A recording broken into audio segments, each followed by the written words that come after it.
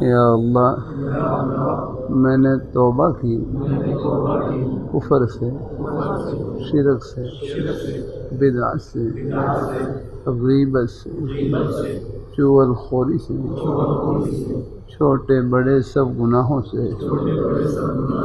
یا اللہ میری توبہ قبول فرما۔ ہم بیعت ہوتے ہیں چاروں سلسلوں میں، یا اللہ ان کی برکت نصیب فرما۔ آپ صلی اللہ علیہ وآلہ وسلم کی شفاعت نصیب فرما۔ آمین یا رب العالمین۔ جزاک اللہ۔ 3 تسبیحات جتنا ہو سکے پڑھتے رہے، وہی جماعت کی مبارک تسبیحات۔ تیسرا کلمہ طیبہ، استغفار اور درود شریف۔ نماز والا درود شریف پڑھ لیں وہ افضل ہے۔ کوئی اور مختصر درود شریف صلی اللہ علیہ وسلم، صلی اللہ علیہ النبی الامی، کوئی بھی درود شریف پڑھ لیں۔ یہ 3 تسبیحات 100 بار پڑھ لیں، ہمت ہو زیادہ، ورنہ کم از کم 10 بار تو پڑھ ہی لیں گے انشاءاللہ۔ صبح پڑھ لیں، شام پڑھ لیں، کسی نماز کے بعد پڑھ لیں۔ اور باقی راستے میں آتے جاتے کوئی زبانی مصروفیت نہیں ہے، تنہائی کا بہترین مشغلہ اللہ تعالیٰ کا ذکر ہے، قرآن پاک کی تلاوت، سبحان اللہ سبحان اللہ الحمدللہ لا الہ الا اللہ اللہ اکبر لا حول ولا قوت الا باللہ، درود شریف، استغفار، کوئی بھی نیک کلمہ زبان پہ جائے ہے تھوڑا تھوڑا پڑھتے رہے کرنے ہیں۔ میرے حضرت فرمانے لگے یہ زبان نیکیوں کی مشین ہے، اس سے ایک مرتبہ سب کہہ لیں سبحان اللہ، اتنی بڑی کمائی کی، 1 سیکنڈ لگا کتنی پوری دنیا کی دولتوں سے، خزانوں سے بڑھ کر آپ نے کمائی کی۔ یہ اس پیاری ذات کا نام لیا جو ان خزانوں کی مالک ہے، لیکن اس کمائی سے پردے آخرت میں اٹھیں گے۔ نیکی آخرت کا سکہ ہے، اسی قدر و قیمت آخرت میں معلوم ہوگی۔ اللہ تعالیٰ سب کو نصیب فرمائے، آمین آمین۔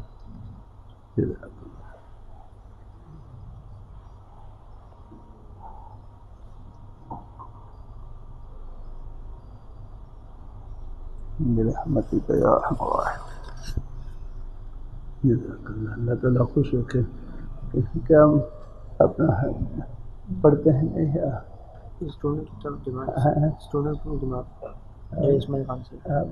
کیا پڑھتے ہیں؟ جماعت میں اللہ تعالیٰ خوش رکھے، اللہ قبول فرمائے۔ جماعت کا کام بھی بڑی برکت والا کام ہے، اللہ نے ایک ٹھنڈی ہوا چلا رکھی ہے، ہر مسلمان کا سینہ اللہ تعالیٰ کی محبت سے بھرا ہوا ہے انشاءاللہ، اور یہ محبتیں آخرت کی خوشیوں میں سب کو ملائیں گے انشاءاللہ۔ جزاک اللہ، اللہ برکات آپ، اللہ خوش رکھے بھائی وعلیہ السلام الحمدللہ۔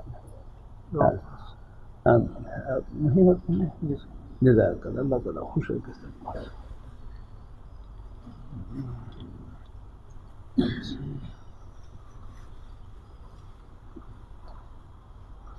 خاتم النبيين وعلى جميع الانبياء والمرسلين وعلى اله وصحبه اجمعين. باب كسب الرجل وعمله بيده. وفي قال حدثنا اسماعيل بن عبد الله قال حدثني ابن وهب عن مسعود بن شهاب حدثني عروة بن الزبير ان عائشة رضي الله عنها قالت لما استخلف ابو بكر الصديق قال لقد علم قومي ان حرفتي لم تكن تعجز عن امة اهلي وشغلت بامر المسلمين فسيقول آل ابي بكر من هذا المال ويحترق للمسلمين فيه. بیدہ آدمی کا اپنے ہاتھ سے کمائی کرنا ہے، اپنا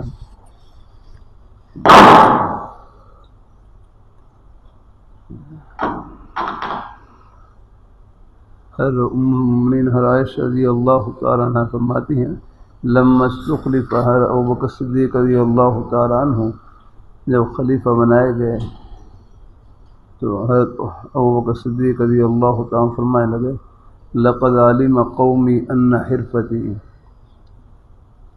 کہ میری قوم میری میرے پیشے کو جانتی ہیں. کہا وہ صدیق رضی اللہ تعالیٰ عنہ تاجر تھے، کپڑے کا کاروبار تھا.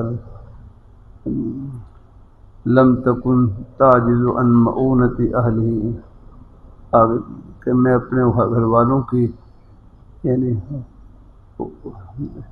ان کی مشقت سے یا ان کا خرچہ اٹھانے سے عاجز نہیں ہوں، لیکن چونکہ اب میں مسلمانوں کے عمل میں مشہور ہو گیا ہوں، مسلمانوں کے امور کی دیکھ بھال کرنا ہے. فرمایا اب آل ابی بکر کا اسی مال سے وہ بقدر ضرورت وہ تھوڑا بہت جو ہے، اور وَيَحْتَرِفُ الْمُسْلِمِينَ فِيهِ پھر ہے، اور مسلمانوں کے لیے پھر اس میں تھوڑا بہت جو بیت المال سے کچھ لیں گے، اس کے بدلے میں مسلمانوں کی خدمت کریں گے، ان کا کام کاج کریں گے. آگے چلیں. اور رسول اللہ صلی اللہ علیہ وسلم مال ہے خدا نے مال دے دینا.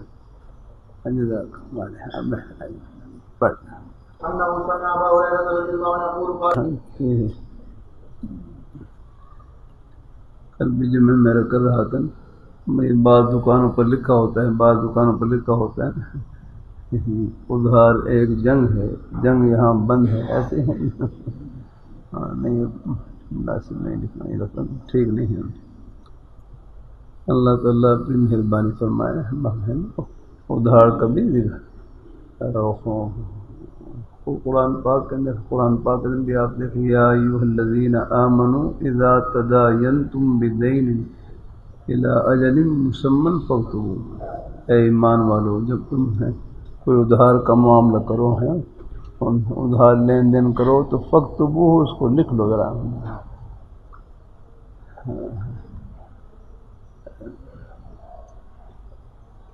ہمارے بزرگوں کے مختلف اپنے مبارک انداز رہے ہیں. ویسے تو قرآن پاک میں اللہ تعالیٰ کی رحمت کی سب سے بڑی آیت کون سی ہے؟ عام طور پر معروف ہی ہے، قل یا عبادی الذین اسرفوا علی انفسہم لا تقنطوا من رحمت اللہ. تم اللہ تعالیٰ کی رحمت سے مایوس نہ ہو. عام طور پر معروف ہی ہے، لیکن حضرت مفتی محمد حسن صاحب رحمۃ اللہ علیہ جامع شفیع کے بانی، میں اپنے عظیم بزرگ صاحب مولانا عبید اللہ صاحب رحمہ اللہ تعالی جامع شفیع کے محترم ان کے قدموں میں بیٹھا ہوا، وہ فرمانے لگے، میرے ابا جی فرمائے تھے کہ اللہ پاک اپنے اپنے مبارک انداز فرمانے لگے، اللہ تعالیٰ کی رحمت کی سب سے بڑی آیت یہ 5ویں پارے کی آخری آیت ہے. کون سی؟ ما یفعل اللہ بعذابکم ان شکرتم وآمنتم وکان اللہ شاکرا علیما.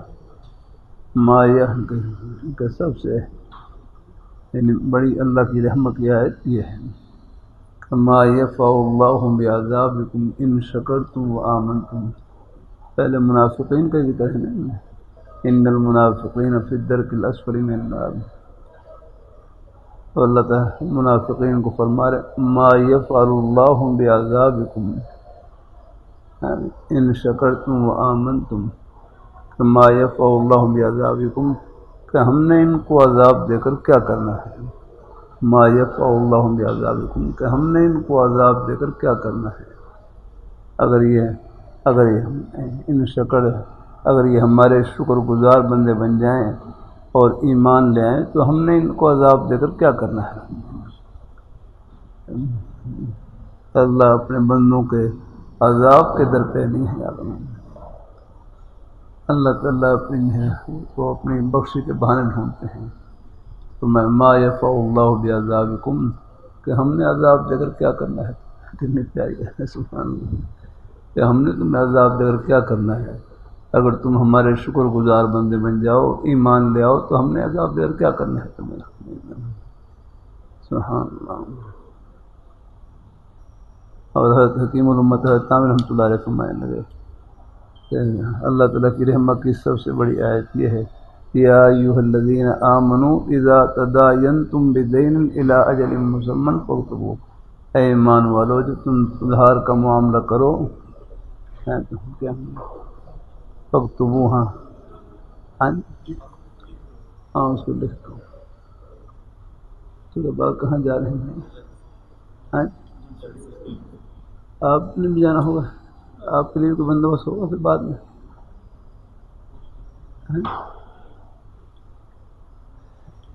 ہاں یہ کس لیے پڑ جائیں گے؟ بس کروائیے ویسے؟ اچھا چلو ٹھیک ہے انشاءاللہ، پھر اللہ پاک پہنچ جائیں گے انشاءاللہ آپ برا سنیں۔ تو بھائی بات حضرت فرمانے لگے یہ آیت سب سے بڑی آیت یہ ہے، یا ایھا الذین آمنوا اذا دائیں، کہ اللہ تعالیٰ کو اپنے بندوں کا 1 روپے کا نقصان بھی گوارا نہیں ہے، کہ اللہ تعالیٰ کو اپنے بندوں کا 1 روپے کا نقصان بھی گوارا نہیں ہے۔ یا ایھا الذین آمنوا اذا دائنتم، اے ایمان والو جب تم کوئی ادھار کا معاملہ کرو تو اس کو لکھ لو یاد رکھنا، اگر لکھی ہوئی چیز ہو تو چلو ہے یاد رکھنے میں بھی آسانی ہے، ورنہ پھر دیکھو معاملہ لکھا ہوا نہ ہو تو پھر اس میں کمی بیشی بھی ہو سکتی ہے، یاد رکھنا ہے چیز یاد نہیں رہتی، یاد رکھنا۔ العلم صید والکتابۃ قید ہے، علم تو شکار کی مانند ہے، اس کو لکھ لیں گے تو وہ قید ہو جائے گا، محفوظ ہو جائے گا، یاد رکھنا ہے۔ تو بہرحال یہ جو ہے دکانوں پر لکھا ہوتا ہے نا ادھار ایک جنگ ہے، جنگ یہاں بند ہے، بھائی اللہ کے بندوں کو یہ کشمیر تھوڑا ہے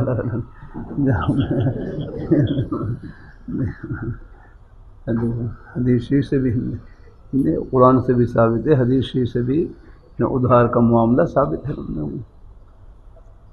اللہ تعالیٰ اپنی مہر و حباب دیکھ لیں۔ یہاں یہ بات حضور صلی اللہ علیہ وسلم نے فرمایا کان تاجر یداین الناس، کہ پہلے زمانے میں ایک تاجر تھا، تاجر نے وہ لوگوں کو ادھار یعنی لوگوں کو ادھار سودا دیتا اور بیچتا ہے، لوگوں کو ادھار خیر نقد بھی لیکن ادھار بھی دے دیتے آتے ہیں مختلف لوگوں کو یعنی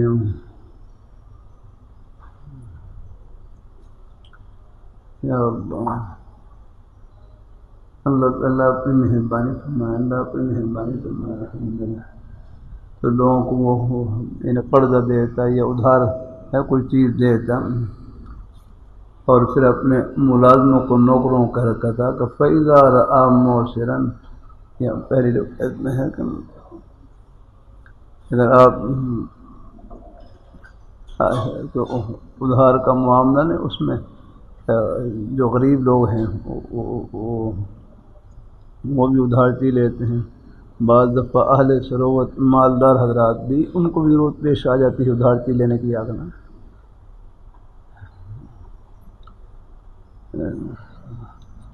حالات تو سب پر ہی آ جاتے ہیں، یاد رکھنا۔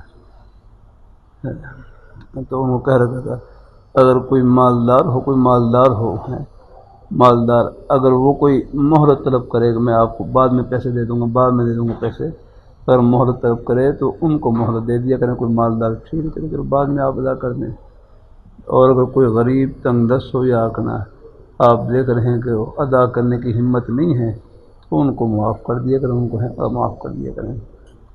کیا معلوم ہے اللہ ہم کسی پر درگزر کریں گے تو اللہ ہمارے ساتھ بھی درگزر والا معاملہ فرمائے، اور ہوا ایسے ہی جب ان کا انتقال ہوا اللہ نے یہی نیکی ہے ان کی بخش کا ذریعہ بن گئی، الحمدللہ الحمدللہ۔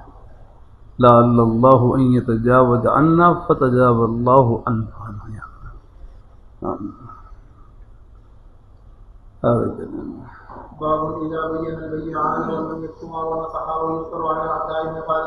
تو افسر کرتا رہتا ہوں، دیکھو فَإِن صَدَقَا وَبَيَّنَا بُورِكَ لَهُمَا، قرآن البیان بالخیار ما لم یتفرقا، کیا منع بے شرار کرنے والے کس کے خیار کے ساتھ ہیں، ان کو خیار اختیار حاصل ہے، ما لم یتفرقا جب تک وہ متفرق نہ ہوں۔ یہاں تفرق سے مراد کیا ہے؟ تفرق سے مراد ہدایت پڑھ رکھا ہے نا آپ نے سب بھائی ہیں، مطالعہ ضرور کیا کریں ساتھی، مطالعہ میں رہنے بہت ہے، آگے بڑھنے کی ضرورت ہے۔ ہاں بتلاؤ، ہدایت ثالث میں آپ نے پڑھا ہوگا، یہاں تفرق سے مراد کیا ہے؟ تفرق سے مراد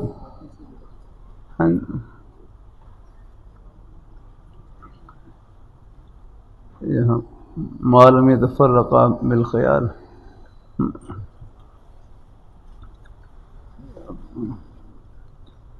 یہاں تفرق سے مراد کیا ہے؟ تفرق، ہاں بولو بھائی،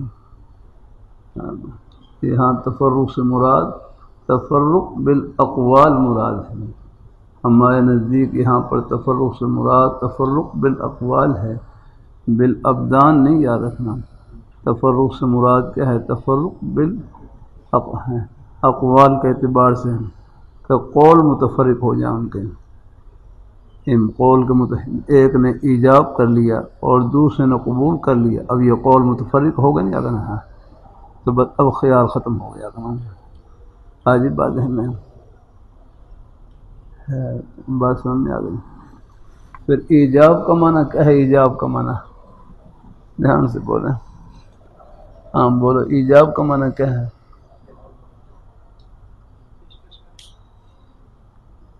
ہاں بولیں، دوری پڑھی بھائی، 6-7 سال سے پڑھتے آ رہے ہیں۔ اللہ تعالیٰ ایجاب کا معنی کیا ہے؟ ایجاب کا معنی ہاں بولو۔ اللہ تعالیٰ اپنی مہربانی فرمائے، اللہ تعالیٰ ہاں بولو بھائی نا، ایجاب کا معنی کیا ہے؟ ایجاب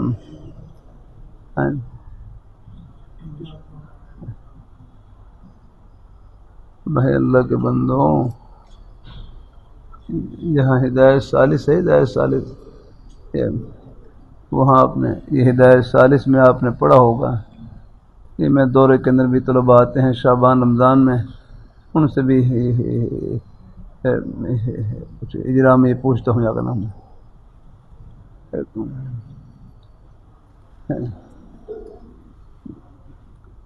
ایجاب وہاں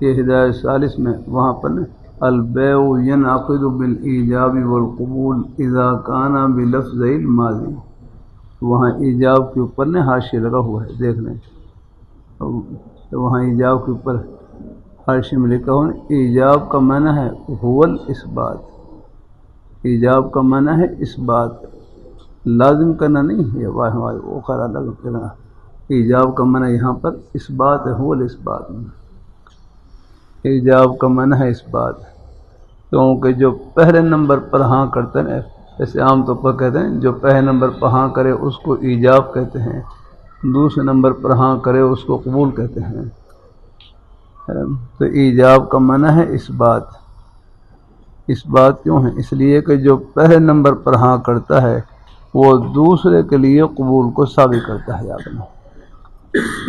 آگے بات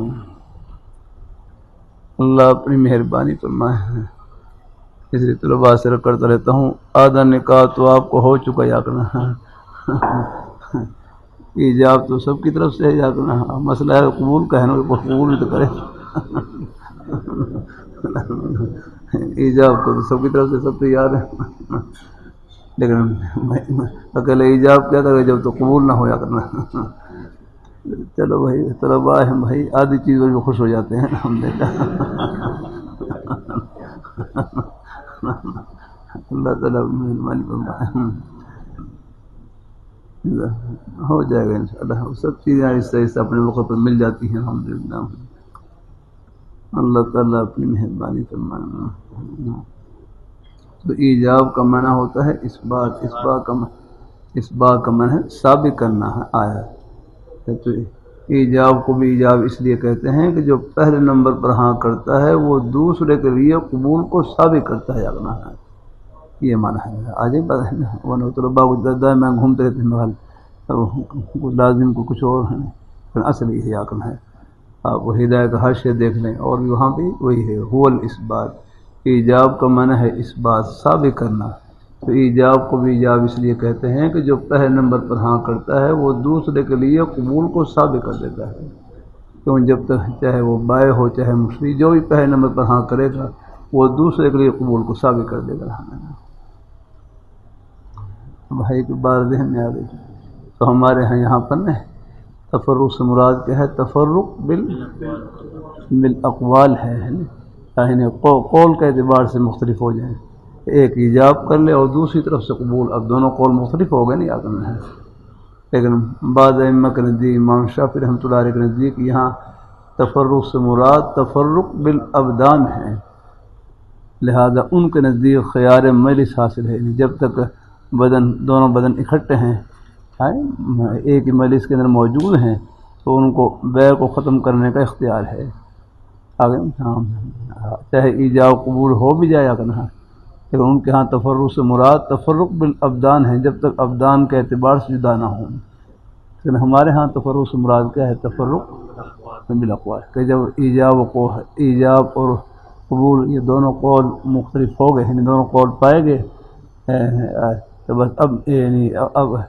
اب اختیار ختم ہے، بے مکمل ہو گئی اگر ہم، یعنی اب اس کو ختم نہیں کر سکتے، ہاں الا یہ کوئی عارضہ پیش آ جائے، کوئی خیال عیب حاصل ہو یا کوئی خیال روئے پہلے چیز دیکھی نہیں ہے بعد میں دیکھی، وہ الگ بات ہے، ورنہ بے ایک دفعہ مکمل ہو گئی اگر ہم، یعنی خیال مجلس ہمارے ہاں نہیں ہے، ذہن میں آ گئی بات ہے، ہاں چلو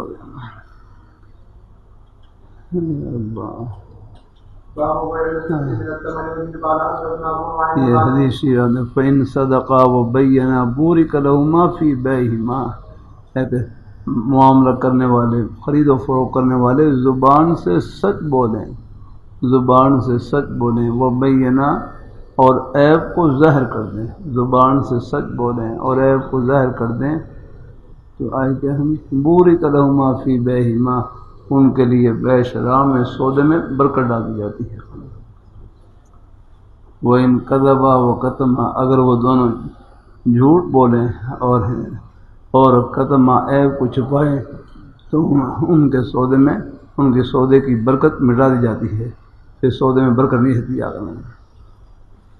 میرے پاس فیصلہ آباد سے ایک نوجوان ہے، کہنے لگا میں نے گاڑی فروخت کرنی ہے، گاڑی فروخت کرنے سے پہلے میں اس کا عیب بیان کروں گا، پہلے اس میں یہ موجود ہے، اب آپ کی مرضی ہے، چاہے لو چاہے نہ لو، لیکن پہلے اس کا عیب ظاہر کروں گا۔ میں نے کہا بھائی آپ تو اس حدیث پر عمل کر رہے ہیں، آئیے اس حدیث پر عمل کر رہے ہیں۔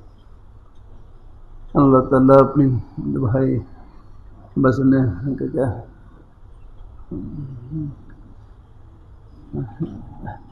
ایک یقین دل میں بٹھا لیں، مسلمان کا گھاٹا نہیں ہے، یہ دل سے نکال دیں اپنا، بس اللہ تعالیٰ کی ناراضگی والا کام نہ کرے، وہ گھاٹے کی چیز ہے، جھوٹ نہ بولے، کسی کے ساتھ خیانت نہ کرے، کسی کو دھوکہ نہ دے جاگا نہ، باقی کاروبار میں اونچ نیچ آتی ہے،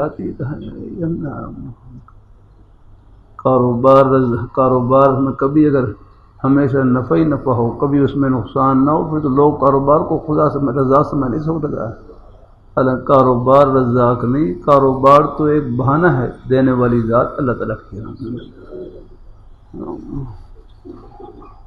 مسلمان کا گھاٹا نہیں، نفع ہی نفع ہے، نفع میں تو ہے ہی نفع اور نقصان میں اس سے بڑھ کر نفع ہے، بس اللہ صبر کی توفیق اور دعا کی توفیق، اپنی بارگاہ میں جھولی پھیلانے کی توفیق عطا فرما دیں، پھر یہ نقصان بھی پتہ نہیں آخرت کے کتنے نفع سے بھرا ہوا ہے، یہاں کا گھاٹا بھی آخرت کا سودا ہے۔ اللہ تعالیٰ سب کو قبول فرمائے، آگے چلیں نا۔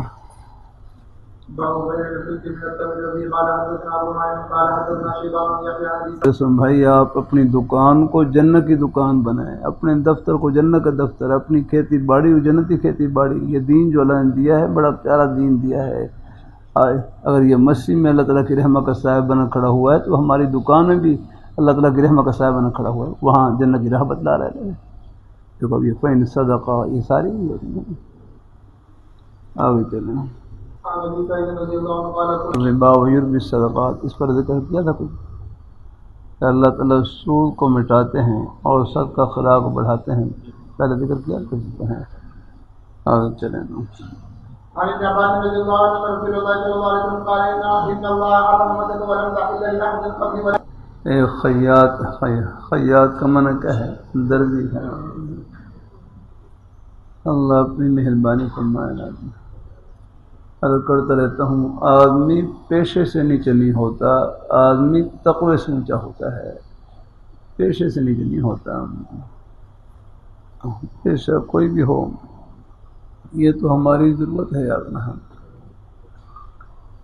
جتنے بھی روزی کا کوئی بھی بہانہ ہو، کوئی بھی وسیلہ ہو، کوئی پیشہ ہو، بشرطے کے خلاف شرع نہ ہو یا کرنا ہے. یہ سب ہماری ضرورت ہے یا کرنا ہے. اللہ تعالیٰ تو آدمی پیشے سے نیچے نہیں ہوتا، آدمی تقوی سے اونچا ہوتا ہے، خدا خوف جلدی سے یا کرنا ہے. پیشہ کوئی بھی ہو وہ ہماری ضرورت ہے. اللہ اپنی مہربانی فرمائے. اللہ اپنے یہ اللہ نے پورا نظام ہی خدمت سے جوڑ رکھا ہے. آپ بازار میں جتنی دکانیں ہیں یہ سب ہماری ضرورت کی ہیں. اب ایک مثال کے طور پر اب یہ کسائی حضرات ہیں، ان کا پیشہ ہے یعنی گوشت بنانے کا ہے نہیں کرنا، جانوروں کو ذبح کرنا، جانوروں کو خریدنا پیشہ. اب اگر یہ بیچارے اگر یہ حضرات اگر کسائی نہ ملیں تو قربانی آپ کیسے کریں گے؟ اب وہاں اونٹ کو نہر کرنا تھا. میرے بیٹے پھر انہوں نے کچھ میرے خیال میں وہ کوشش ہیں وہ تو انہوں نے چھری ماری ان سے وہ تو کچھ لگے نہیں. پھر وہ جو کسائی تھے جو وہ تو انہوں نے پھر دوبارہ پھر چھری ماری تو بالکل وہ خون فوارہ اس کا نکل پڑا ہے اور وہ خون نکل گیا. اور پھر وہ پھر وہ خون نکلنے کے ساتھ ساتھ ہی پھر وہ اونٹ ہے وہ ٹھنڈا ہو گیا اور نیچے گر گیا. اور پھر وہ روح اس کی نکل گئی. تو بھائی پیشے جتنے بھی ہوتے ہیں یہ سب ہماری ضرورت کے ہوتے ہیں. اس لیے کسی کو حقیر نہ سمجھیں. ہر ایک کسی نے اللہ نے اپنی محبت کا نور باقی اللہ پاک ادار اللہ تعالیٰ سب کو نوازے. اللہ اپنی بارگاہ میں قبول فرمائے. یہ تو اللہ نے قیمتیں تقسیم کر رکھی ہیں. تو اب آپ دیکھیں اب آپ جو کھانا پکانے والے بورچی ہیں وہ بھی ہماری پڑھائی میں برابر کا شریک ہیں. اگر وہ کھانا نہ پکائیں تو آپ کے لیے مشکل پیش آ جائے گا. اب تو سہولت ہے، ورنہ شروع میں 7-8 سال ہیں، شروع کے جو 5-6-7 سال مجھے یاد پڑتا ہے اس وقت بالکل طلباء خود ہی بیچارے بناتے تھے. وہ بیچارے بڑی مشکل برداشت کرتے تھے. اللہ تعالیٰ اپنی مہربانی فرمائے. خود ہی کھانا بھی خود ہی بنانا، روٹی بھی خود ہی بنانا، سارے جو کچھ بعد میں انہوں نے مہربانی فرما دی. اب کچھ سہولت ہو گئی الحمدللہ. اللہ نے آسانی فرما دی.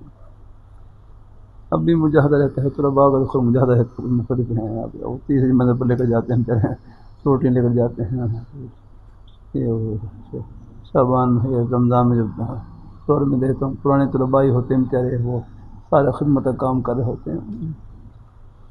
کبھی کر دیتا ہوں. بعض طلباء پڑھائی میں کمزور لیکن خدمت میں آگے الحمدللہ خدمت کام میں کیا. اس لیے مدرسے کی 4 دیواری میں جو طلباء آ جاتے ہیں انشاءاللہ قبول انشاءاللہ. کمزور بس محنت بقدر ہمت، جتنی ہمت اتنی کوشش لگا دی، پھر نتیجہ اور ثمر اللہ تعالیٰ کے حوالے ہے. اللہ کام لیں گے کیا لیں گے یہ تصور سے باہر ہے. آپ اللہ تعالیٰ کے دین کے چوکیدار ہیں. چوکیدار کو معلوم نہیں کہ ہم نے کیا خدمت کرنی ہے، مالک کو معلوم ہے کہ ہم نے کیا خدمت دینی ہے.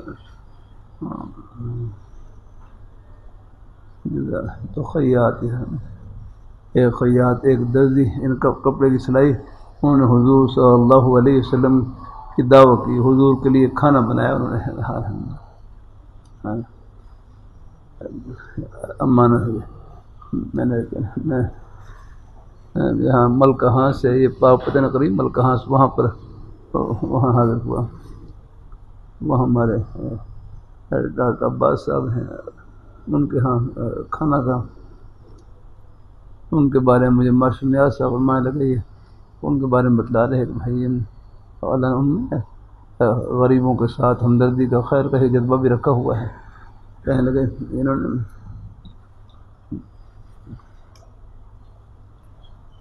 اللہ تعالیٰ اپنی مہربانی فرمائے، تو ان دنوں میں چیزیں نا مہنگی ہو رہی تھیں، بار بار نا مہنگی قیمتیں بڑھ رہی تھیں، مہنگی ہو رہی تھی نا، تو انہوں نے پہلے سے نا وہ سستی دوائیاں خرید کر رکھ لی، سستی دوائیاں۔ یہ کیا تھی کہ بعد میں غریب لوگ آئیں گے ان کو بالکل سستے دام میں ان کو فروخت کروں گا، بس تاکہ ان بیچاروں کو ہو مشقت نہ ہو، ان کو بالکل سستے داموں پر، بالکل جو اصل ان کا ریٹ ہے یا کوئی تھوڑا بہت نفع شاید ہو تو اس کی وہ فروخت کروں گا۔ ایک یہ ہوتا ہے نا دوائی پہلے سے خرید لی کہ جا کے میں مہنگی بیچوں گا، لیکن ان کا ذہن یہ ہے دوائیاں اگر مہنگائی بڑھ رہی ہے میں چلو جلدی خرید لیتا ہوں کچھ تاکہ لوگوں کو سستے دام پر فروخت کروں گا، یہ بھی ہے۔ پھر بتلانے لگے ایک خیر جذبہ یہ کہ یہاں کوئی 100 کے قریب بیوہ عورتیں ہیں، جب مہینہ ختم ہوتا ہے تو خاموشی کے ساتھ فرمائے ہر ایک گھر میں وہاں پر نے ایک بوری میں راشن بھر کے ہر ایک دروازے پر پہنچا دیتے ہیں، مگر ہمیں کوئی 100 کے قریب بیوہ عورتیں ہیں۔ بھائی اللہ نے ساری نیکی ہم ہی نہیں کر رہے، کچھ اور بھی کر رہے ہوتے ہیں، بھائی تو اللہ تعالیٰ کو معلوم ہے۔ اللہ تعالیٰ اپنی مہربانی فرما، اللہ نے اپنے بھائیوں میں نیکی کے جذبات اللہ نے تقسیم کر رکھے ہیں، الحمدللہ، کسی میں وہ جذبہ بھر دیا، کسی میں وہ جذبہ بھر دیا، الحمدللہ۔ پھر فرمانے لگا ان میں یہ جو نیکی کا اثر ہے، فرمایا ان کے جو داغ جان تھے وہ دردی تھے، یہ خیاط سے مجھے آیا دردی تھے، فرمایا وہ کپڑے سلائی کرتے تھے، تو کپڑے سلائی کرتے وقت اس میں کوئی کپڑا ہی بچ جاتا ہے نا، بعد دفعہ ٹاکیاں بچ جاتی ہیں، تو جو وہ کپڑا سلائی کرتے وہ جو ٹاکیاں بچتی تو جن کا سوٹ سیا ہے بس اسی سوٹ کی جیب میں وہ ٹاکیاں ڈال دیتے، باقی جو بچی ہوئی ٹاکیاں اسی میں ڈال دیتے ہیں۔ لوگ کہتے ہیں میں یہ ٹاکیاں تو کسی کام کے نہیں، ان کو اپنے چولہے میں جلا لیں۔ وہ ایسے کہتے ہیں جن کا سوٹ سیا ان کے گھر میں چولہا ہے کہ نہیں، اگر وہ اپنے چولہے میں جلائیں، میں کیوں جلاؤں گا؟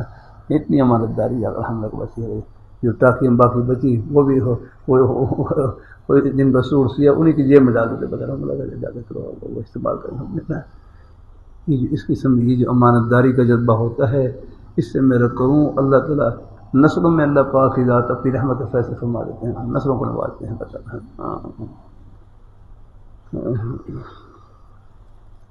آگے چلیں کی ضرورت پیش آ جاتی ہے۔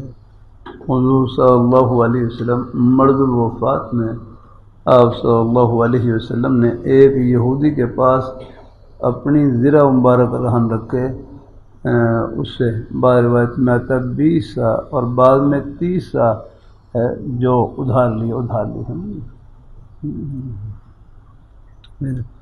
آپ کا انتقال ہو گیا،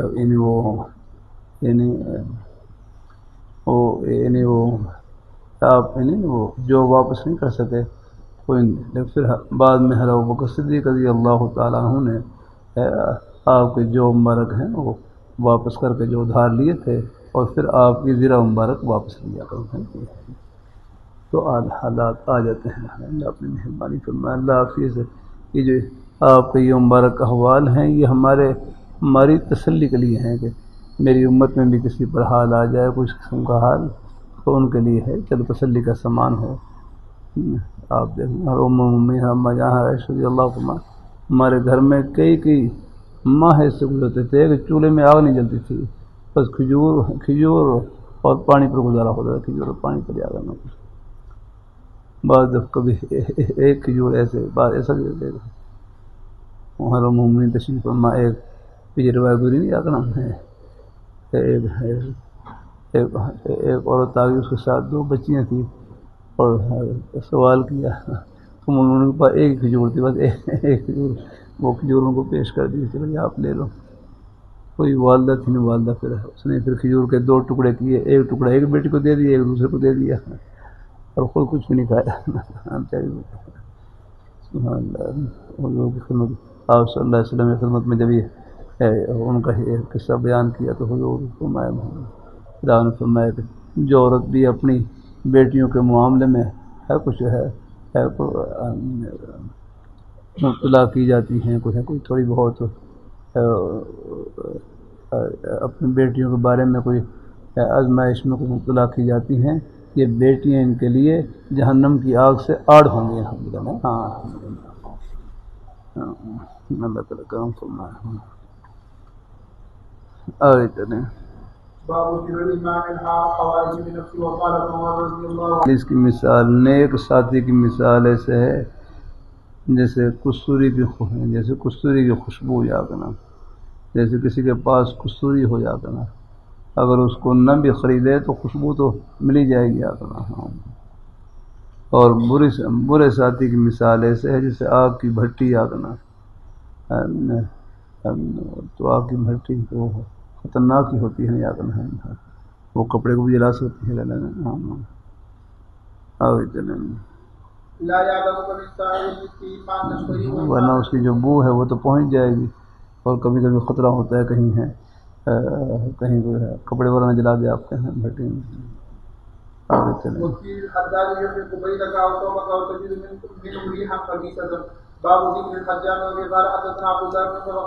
حجام نہیں،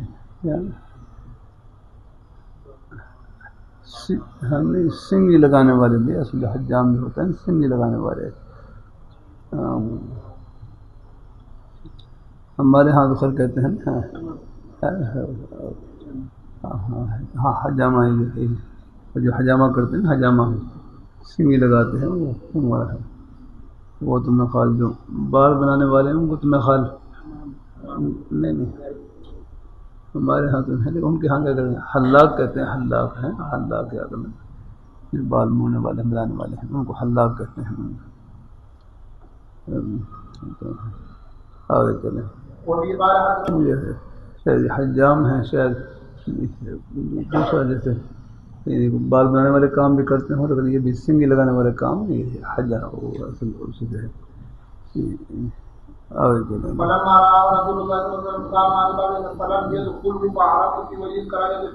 حجامہ یہاں نے پوری لکھا حجامہ والے ہیں۔ آگے چلیں۔ گناہ سے بچنا چاہیے، دیکھو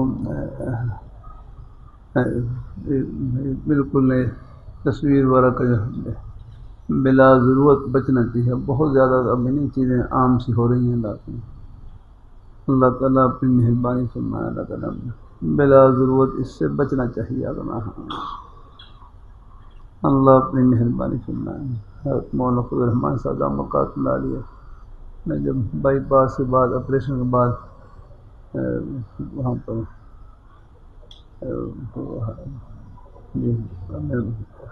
ہسپتال میں تھا تو حضرت مالپور سے تشریف لائے، ایک نوجوان نے وہ کیمرہ ان کے کیا کہتے ہیں موبائل ان کے ہاتھ میں، تو ہر کو شاید انداز ہو گئی یہ تصویر بنایا، فوراً منع کر دیا، منع کر دیا۔ یعنی اس مسئلے کو وہ بھی پسند نہیں کرتے، اللہ یہ کہیں کوئی مشکل حالات ایسے ہوتے ہیں ان کے، کیونکہ ہر وقت وہ حکومتی سلسلوں میں ہوتے ہیں تو وہاں کچھ مجبوریاں ہوتی ہیں، لیکن بلا ضرورت اس مسئلے کو پسند نہیں کرتے۔ محلے جی میری سی وہاں بیٹھے کسی نے ہو اور تو وہاں ڈانٹا ان کو کہ کیا ضرورت ہے اسی تو یہاں تصویر بنانے کی۔ آگے چلیں۔ پھر صورت رہ جاتی ہے، روح خطرے میں پڑ جاتی ہے۔ اللہ اپنی مہربانی فرمائے، اللہ اپنی مہربانی فرمائے، اللہ اپنی مہربانی فرمائے۔ میں پہلے ہرمشی میں شروع میں آ رہی تو وہاں بالکل ہی متوع ہوتے تھے، متوع وہاں پر نا ہرمشی میں کہیں کیمرہ وغیرہ دیکھے تو بس پہلے تو وہ ضبط کر لیتے تھے آگے، اب تو میں خیر بیچارے اب یہ چیزیں اتنی عام ہو گئیں کہ ان کے بس سے باہر ہو گئی۔ آگے چلیں۔ سلم فيها ابن سعيد سمعتنا عن ابن عمر رضي الله عن النبي صلى الله عليه وسلم قال ان المتبايعين بالزيادة بينهما ما لم يتفرقا او يكون البيع فيها مبايعة، وكان عمر اذا اشترى شيئا يعجبه قال فصاحبه. وفي قال حدثنا ابو بن عمر قال حدثنا مامون وقتادة عن الفضل عن عبد الله بن حارث عن ابن جابر عن النبي صلى الله عليه وسلم قال البيعان بالخيار ما لم يتفرقا. وزاد احمد حدثنا بعض قال حمام فذكرت ذلك لابي التياح فقال كنت مع ابي الخليل لما حدث عبد الله بن حارث هذا الحديث. باب إذا لم يوقت الخيار هل يجوز البيع. وفي قال حدثنا ابن عمر قال حدثنا محمد بن زيد قال حدثنا نماز کا انتظار کر رہا ہے اس کو نماز کا ہی ثواب مل رہا ہے الحمدللہ. اسی طرح کسی اور بھی خیر کی بات کا بھلائی کی بات کا انتظار کر رہا ہے تو جب تک وہ انتظار کرے گا اس نیکی کا ثواب ملتا ہی رہے گا اس کو.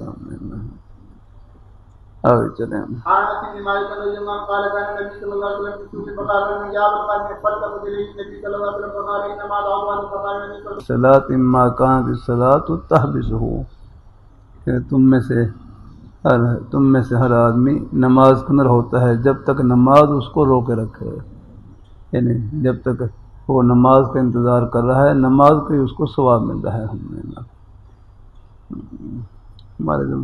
ہمارے گاؤں میں حافظ صاحب تھے تو وہاں اس وقت نماز کا کوئی وقت مقرر نہیں تھا. جب حافظ صاحب گھر سے تشریف لے آئیں وہی دماغ کھڑی ہوتی تھی. اب تو خیر کچھ انتظامی چیزیں آ گئی ہیں اس میں خاص وقت مقرر کر دیتے ہیں. وہاں پہلے کوئی وقت مقرر نہیں تھا. جب حافظ صاحب گھر سے تشریف لائیں گے بہت سے کئی دفعہ ایسا ہوتا ہے کہ حافظ صاحب سو جاتے تو پھر بڑے بڑے حضرات بھی وضو کر کے بیچارے اپنے گوڑوں کے درمیان سر رکھ کے سوئے ہوتے ہیں. بہرحال یہ انتظامی چیز ہے، شرعی چیز نہیں ہے. کوئی انتظامی مسئلے کی وجہ سے چلو ایک وقت مقرر کر لیا تاکہ لوگوں کو آسانی ہو جائے الحمدللہ. ایھا النبی انا ارسلناک شاہدا ومبشرا ونذیرا. اے نبی انا ارسلناک شاہدا ومبشرا ونذیرا.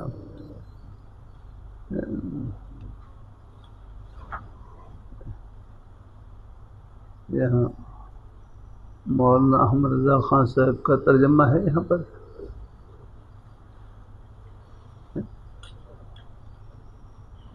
کیا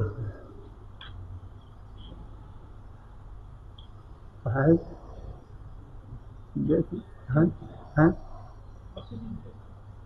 بس یہاں ترجمہ رکھا ان کا. اچھا اچھا چلو ٹھیک یہ تو اچھا ہو گیا ان کا ترجمہ. چلو ہاں یہ آیت نکالیں. یہ آئی ہے نیندہ بہرحال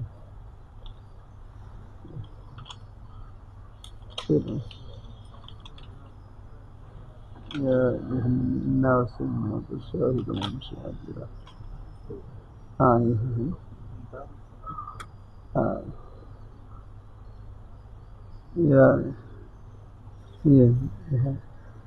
انا ارسلناک شاہدا ومبشرا ونذیرا. یہ دیکھو کیا ترجمہ لکھا ہے نا آپ دیکھو. ہاں بے شک ہم نے تمہیں بھیجا حاضر ناظر اور خوشخبری دے کر. اچھا حاضر ناظر اور خوشخبری دے کر. تو یہ تفسیر بالرائے ہے اگر حاضر ناظر.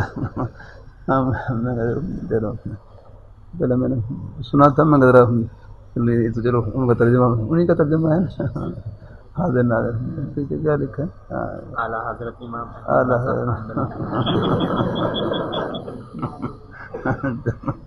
حضرت. تو بھائی اللہ کے بندو شاہدن کا معنی حاضر ناظر نہیں ہے، گواہی دینے والے ہیں. یہ تفسیر بالرائے ہے یاد ہے بھائی. دیکھو حاضر ناظر اللہ پاک کی ذات ہے. ایسی بات ہے کہ حاضر ناظر کا نام اللہ تعالیٰ اپنی مہربانی فرمائے. دیکھو اگر حضور اس میں کوئی جو صفات اللہ پاک کی ذات کے ساتھ خاص ہیں ان کو اللہ پاک کی ذات کے لیے ہی ثابت کرنا ہے.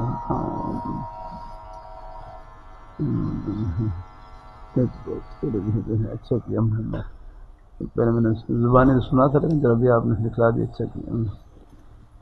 اللہ تعالیٰ اپنے وہ حاضر ناظر مانے لکھا اب آپ نے بہت سن لیا. یہ تفسیر بالرائے ہے جگہ ہے. اللہ تعالیٰ اپنی مہربانی فرمائے. اور تفسیر بالرائے یہ ہے مناسب نہیں ہے آقا، یہ تو مضموم ہوتی ہے، تفسیر بالرائے مضموم ہوتی ہے جو اپنی رائے خیر اللہ تعالیٰ خوش رکھیں۔ دیکھو حاضر ناظر یہ اللہ پاک کی صفت ہے، ہر جگہ حاضر ناظر ہو یہ اللہ پاک کی صفت ہے۔ اللہ اپنی مہربانی فرمائے۔ پھر یہاں پر ایک مسئلہ سمجھنا، میرے حضرت ہیں جامع شفیع شیخ الحدیث حسوس رحمۃ اللہ علیہ فرمانے لگے کہ حاضر ناظر ذاتی کا عقیدہ رکھنا، حاضر ناظر ذاتی کا عقیدہ رکھنا یہ شرک ہے۔ اللہ پاک ذاتی طور پر حاضر ہے نا، اللہ پاک کی ذات تو ہر جگہ حاضر ناظر ہے۔ حاضر ناظر ذاتی کا عقیدہ رکھنا یہ شرک ہے، اور حاضر ناظر عطائی کا عقیدہ رکھنا یہ فسق ہے، یہ بھی ہے گناہ ہے، یہ فسق ہے۔ حاضر ناظر ذاتی کا عقیدہ رکھنا یہ شرک ہے، اور عطائی کا عقیدہ رکھنا یہ فسق ہے۔ پھر میں نے حضرت سے پوچھا کہ عطائی کا کیا مطلب ہے؟ میں عطائی مطلب ہے کہ ان لوگوں کا عقیدہ یہ ہوتا ہے کہ حضور صلی اللہ علیہ وسلم کو ایسی قوت عطا کر دی جاتی ہے جس کی وجہ سے آپ ہر جگہ حاضر ناظر ہیں۔ حالانکہ ہر جگہ حاضر ناظر ہونا یہ صرف اللہ پاک کی صفت ہے۔ اللہ تعالیٰ اپنی مہربانی فرمائے۔ وہ تو کہیں کہیں وہ بھی وہ کہیں آپ کی روح مبارک متمثل ہو کر آ جاتی ہے، وہ کہیں کہیں وہ جہاں اللہ تعالیٰ کو منظور ہوتا ہے اللہ پاک، لیکن یہ کہ ہر جگہ حاضر ناظر ہونا یہ تو بالکل یہ صرف رب کی شان ہے۔ اگر حاضر بھی ہوں اور دیکھنے والے بھی ہوں انہیں کی شان ہے۔ اللہ تعالیٰ اپنی مہربانی فرمائے، اللہ اپنی بارگاہ مقبول فرمائے۔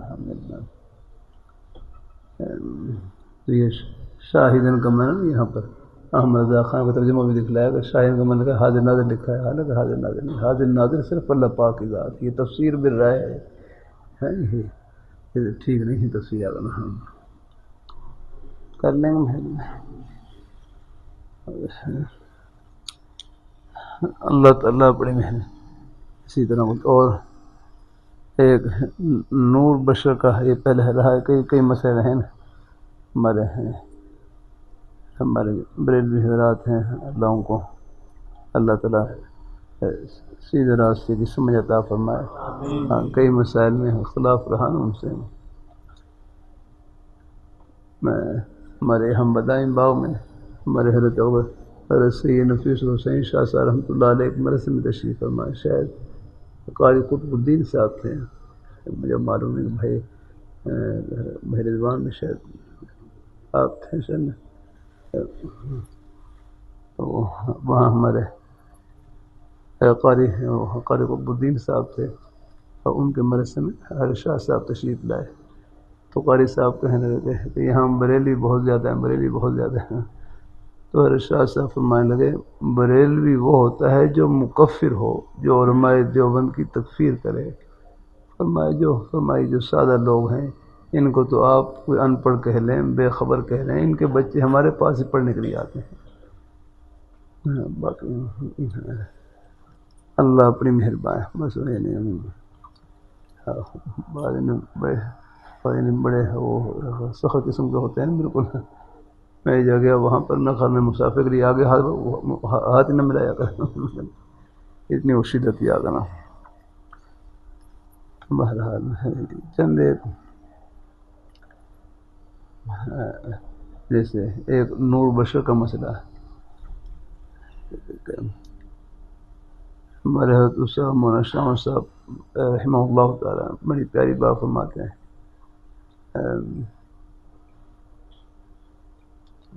دیکھو ایک یہ ہے حضور صلی اللہ علیہ وسلم ذات کے لحاظ سے بشر ہیں، ذات کے لحاظ سے بشر ہیں، سب بشری احوال لگے ہوئے ہیں، آپ دیکھ لیں سب بشری تقاضے لگے ہوئے ہیں، بھوک ہے، پیاس ہے، گرمی ہے، سردی ہے، مشقت ہے، تکالیف ہے، یہ سب بشری لوازم ساتھ لگے ہوئے ہیں۔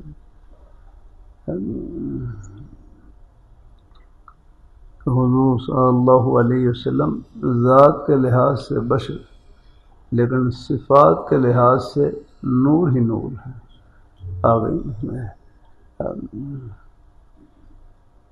نور سے مراد ہے نور ہدایت کی عقل ہے، وہی ہے نا، صفات کے لحاظ سے نور ہی نور ہے کہ آپ کی جو مبارک صفات ہیں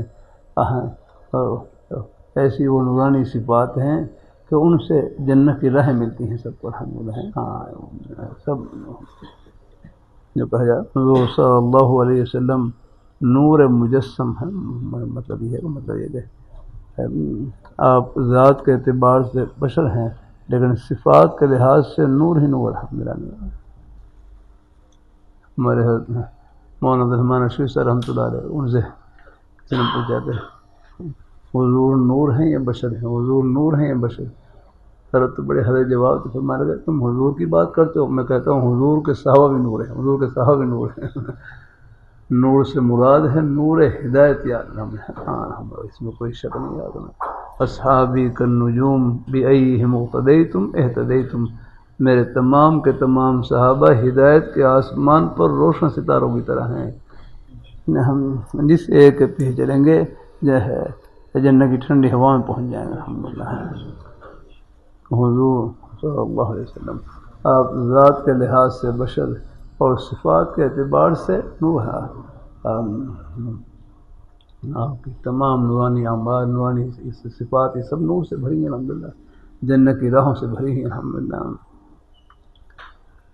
اللہ اپنے اب سچ بولنا، آپ کی مبارک صفت اب یہ نور سے بھری ہوئی، الحمدللہ، نور و ہدایت سے بھری ہوئی، الحمدللہ۔ آپ کی تمام صفات وہ نورانی ہیں، الحمدللہ، تو ان سے جنت کی راہ ملتی ہیں۔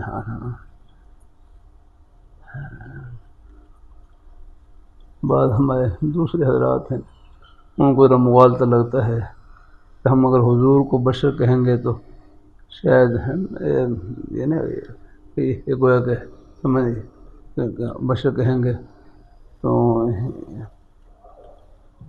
شاید یعنی اس سے لازم آیا کہ حضور ہماری طرح بشر ہیں، ہماری طرح بشر ہیں۔ بھائی اللہ کے بندو، دیکھو نام کے اشتراک سے مرتبے میں اشتراک لازم نہیں آتا، نام کے اشتراک سے مرتبے میں اشتراک لازم نہیں آتا، نام کے صرف نام کے ایک ہونے سے مرتبے میں اشتراک لازم نہیں آتا۔ ان کو جو مغالطہ لگتا ہے یہاں سے لگتا ہے کہ ہم اگر حضور کو بشر کہیں گے تو شاید ہماری طرف بشر ہوں گے، نہیں اللہ ایسا نہیں آتا ہے کہ ہم حضور بھی بشر ہیں، ہم بھی بشر ہیں۔ ایک مثال پہلے دے دوں، دیکھو ایک لال ہے، لال یہ بھی ایک پتھر ہے اپنا، کتنا قیمتی پتھر ہے وہ، آگے نا اس کی قیمت لاکھوں کروڑوں میں ہوتی ہے، اگر نا لال یہ بھی ایک قیمتی پتھر ہے اگر نا۔ اور ایک یہ ہے، ایک نا ریلوے لائن کے اوپر جو روڑے پڑے ہوتے ہیں یا سڑک کے اوپر جو روڑے پڑے ہوتے ہیں یہ بھی پتھر ہیں اگر نا۔ اب نام تو ایک ہی ہے نہیں اگر نا، لیکن مرتبے میں کتنا فرق ہے اگر نا۔ یہ نام کے اشتراک سے مرتبے میں اشتراک لازم نہیں آتا ہے۔